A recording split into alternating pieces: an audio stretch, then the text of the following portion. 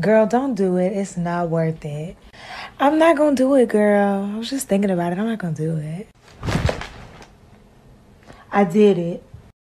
Guys, don't drag me. I know that my face and body don't match, but I wanted to show you what I look like without the lights on. To be honest, I should have filmed it like this, but I've just come back from holiday and I'm hella tan, so sorry. Hi guys, it's me, Shada, aka Shady Bangs, aka Life Size Bread Doll. Oh my god, it's been such a long time. Today, we are talking about boobs. Now, before I launch into the video, I'm gonna share with you guys my stats, height, weight, size of implants, all that stuff, because I absolutely hate it when I'm watching boob videos or boob vlogs and that vital information is not included. I had a revision breast augmentation, areola reduction, and this is the key, I had a fat transfer to my cleavage, and look at this, y'all. These are my boobs resting. Before I had like a 4-finger gap between my breast, and now I don't. Like, that's a pinky. If you have any questions, do let me know. I'm gonna make this a boobie community, okay? I'm a boobie expert. I ain't no noob when it comes to boobs. That was terrible, but I just thought of that, so hold on, Shade. So in this video, I'm gonna share my experience, I'm gonna share my doctor, I'm gonna share everything, all the details, but I'm also gonna be sharing 7 top tips, things that don't really get spoken about. I feel, you know, this isn't my first rodeo, so I've learned some things. Let's get on to the video. I'm talking so much. I am currently 2 months post-op, and I had my surgery in Turkey, okay? My doctor is based in Turkey, in Istanbul. His name is Dr. Sarayaltin, Turkey.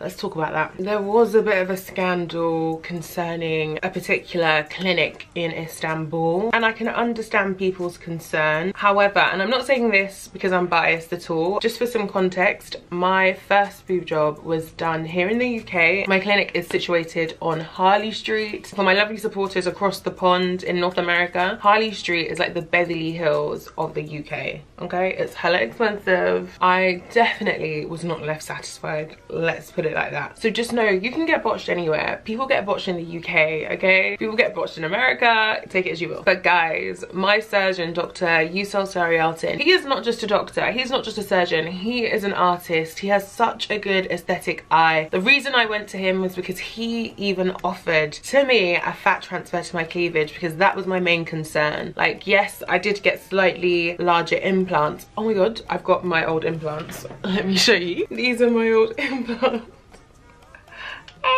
And this is the information for my new implants. Dr. Sarayaltin, guys, he just knew what I wanted. He knew what to do. I'm so over the moon with my results. I hope that you can trust my word. And I'm only 2 months post-op. Can you imagine it's 6 months when they've properly settled and, you know. But yes, Dr. Sarayaltin and his team, special thanks to Carolina. Carolina is an absolute angel. She answered all my questions, all my messages in a timely manner. Some surgeons keep you waiting, not this team. They have a full team who speak English, who answer to all your requests, all your messages. And Carolina especially, you're an angel. I love you so much. Thank you so much. I would 100% recommend Dr. Sarayaltin for breast work, because I've only had my breasts done. I know I've spoken so much, but one more thing about medical tourism, okay, and like getting surgery abroad. Please do your research, and please do not get sucked into these pretty pictures. Do the groundwork. Do your research. All right, let's get on to the tips.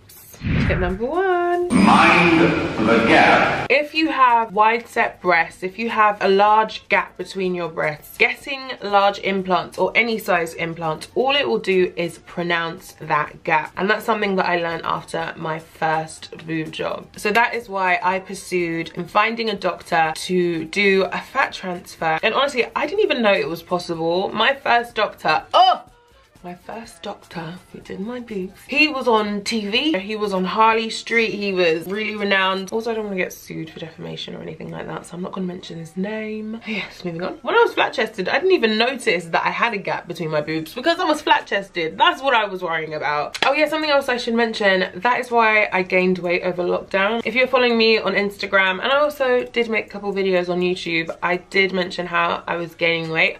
I am now 64 kilograms. That was taken from my inner thighs and placed here, and I love it.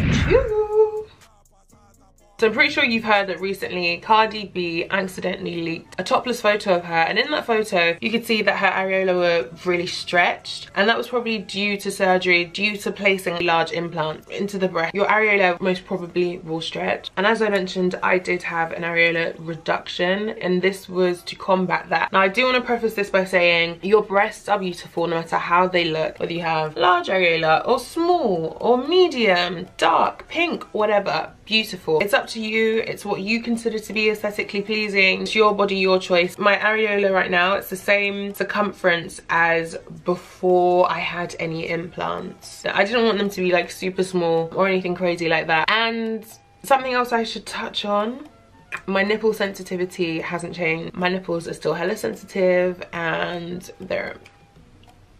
I'm happy in the bedroom.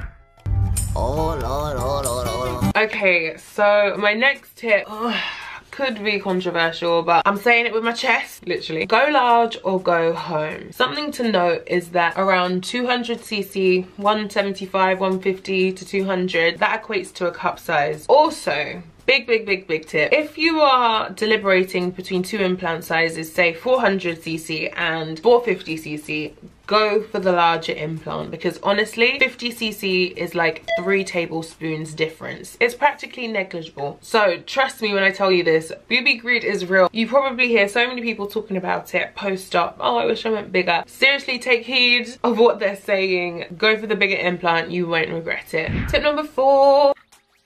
If you are traveling abroad, please endeavor to meet your surgeon maybe a couple days or at least the day before surgery, okay? Do not have your consultation, do not meet your surgeon on the day of your surgery. And the reason I say this is because if you have your consultation on the day of the surgery and you're not feeling 100% satisfied, you are more likely to feel pressured into getting that surgery. So I implore you to give yourself time to think things over and make a definitive decision. And remember, you want to get it right the first time. You don't want to have to go through revision surgery. So don't feel pressured, especially if you're going alone. Okay, tip number 5. Long live the king.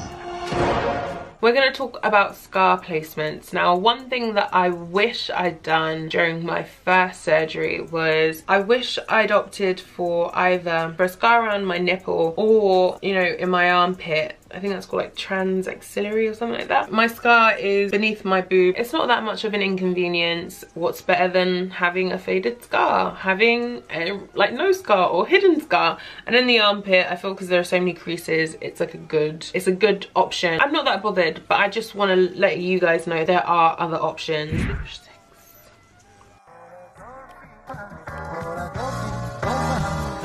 Speaking of scars, invest in a really good scar cream. Oh, let me show you mine. This scar cream was recommended to me. This isn't sponsored or anything like that. Invest in a really good scar cream, especially if you're darker skinned, so you can avoid keloids and raised scars. I think it's like hypertrophic scars, I think that's... Oh no, oh my god, we're on the last one. Tip number 7. My preference when it comes to implants, I like soft implants. I like smooth, round implants. If you want teardrop and anatomical, all that stuff, you know, do you boo. But when it comes to the standard round implants, I don't like this. Let me show you. Something that is quite hard to explain. Now, I hope I'm getting this right, but in order to achieve and have the softest feeling implant, you want the least cohesive implant. My implants, I mean, they're still cohesive, but they are very liquid-like, so there's nice movement. However, I have no rippling. I really do love this implant. I love this line. I totally recommend it. Do your research on implants before you see your surgeon, because I was told that this is like the softest implant. It's not. It's really not. And something else that I didn't mention, I say go under the muscle because it just looks more natural. I mean, for tits, for fake tits. I mean, at the end of the day, they're gonna look fake. Unless you are active in the gym, you do weights, bodybuilding, or something in that vein. You will be pleased to know that we've come to the end of the video. Thank you for watching thus far, guys. It feels really good to be back. It feels really good to be in front of the camera. I'm really happy. A lot has gone on. I've been in like a transitional part of my life for quite some time, but I feel settled. I'm not going to go into detail. But yeah, I hope you enjoyed the video. Please don't forget to like, comment, share and subscribe. If you have any questions, don't hesitate to ask. I can't wait to see you in my next video. If you have any requests, do leave them down below. And yes, I have only got one more thing to say. Stay safe, stay sexy and stay blessed. Bye.